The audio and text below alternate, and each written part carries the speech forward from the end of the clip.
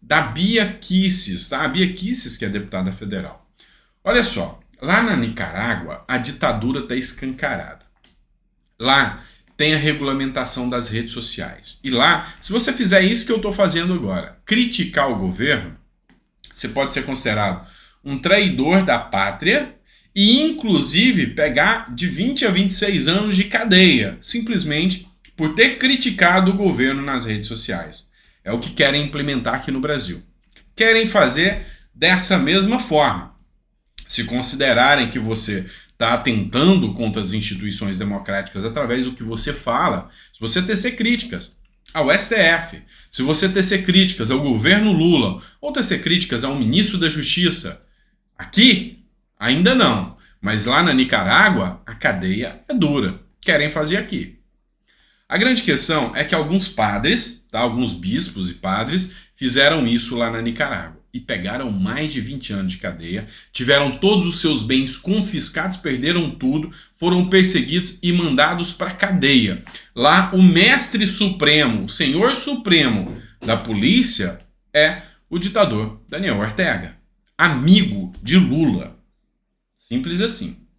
E aqui, essa semana, não só fez isso, como declarou guerra à Igreja Católica e aos cristãos. Ditadura na Nicarágua proíbe Igreja Católica de realizar procissões da Páscoa nas ruas. A decisão ocorreu depois que o presidente-chefe supremo da polícia, Daniel Ortega, rotulou os membros da Igreja Católica, incluindo padres, bispos e cardeais, e o próprio Papa Francisco, como uma máfia. Então ele falou que a Igreja Católica, o Papa, é uma máfia e proibiu o evento da Páscoa lá dentro. Essa é uma ideologia progressista que a gente vê sendo instaurada, e isso aí é grave, é uma violação dos direitos humanos, é uma violação da própria religiosidade, da expressão da fé. Isso não pode ser permitido. O Jader Montenegro escreveu aqui, ó, alô CNBB, né, que é a Convenção Nacional dos Bispos do Brasil. Vocês vão se manifestar? Porque Lula está calado. Até agora não teve manifestação de Lula condenando essas ações. Afinal, o amor venceu, não venceu?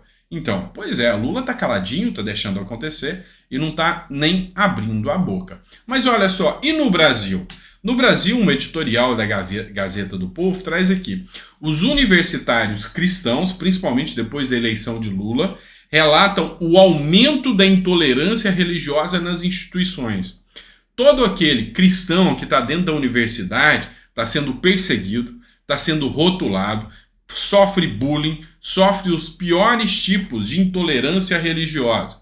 E será que a esquerda está preocupada em defender esse público cristão? Não está preocupada em defender o público cristão.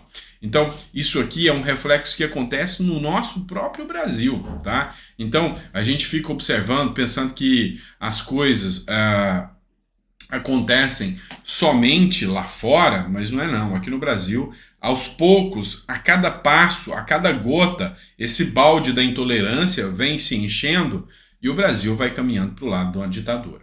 Vamos falar da questão da âncora fiscal e o ataque ao próprio Haddad. Pois é, você vai perceber que isso aqui é um tanto quanto grave e pega de surpresa, mas é grave.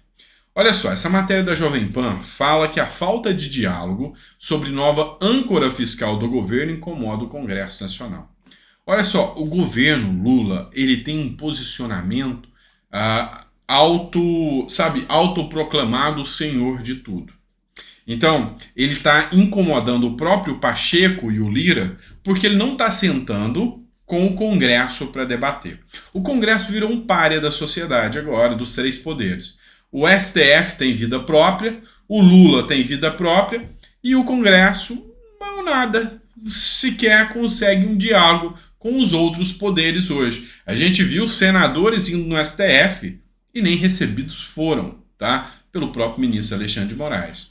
O Lula também fala quando quer, a hora que quer, com qualquer um dos presidentes da Câmara dos Deputados. Isso aí já começou a incomodar. Só que uma coisa é certa: estão calados, estão quietos, estão omissos, mas o poder que se encontra dentro do Congresso Nacional é muito grande. E Lula parece subestimar isso.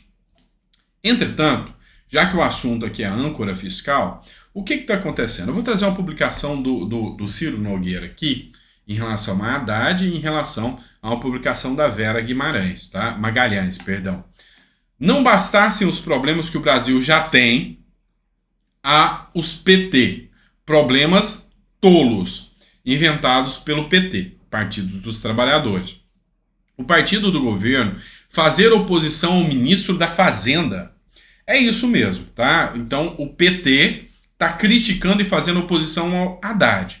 O partido só serve para enfraquecer o ministro, a economia e o país. Oposição ao Brasil, fale com o PT. O que está acontecendo? O Haddad, fazendo uma análise da gestão Paulo Guedes, resolveu seguir o caminho do Paulo Guedes.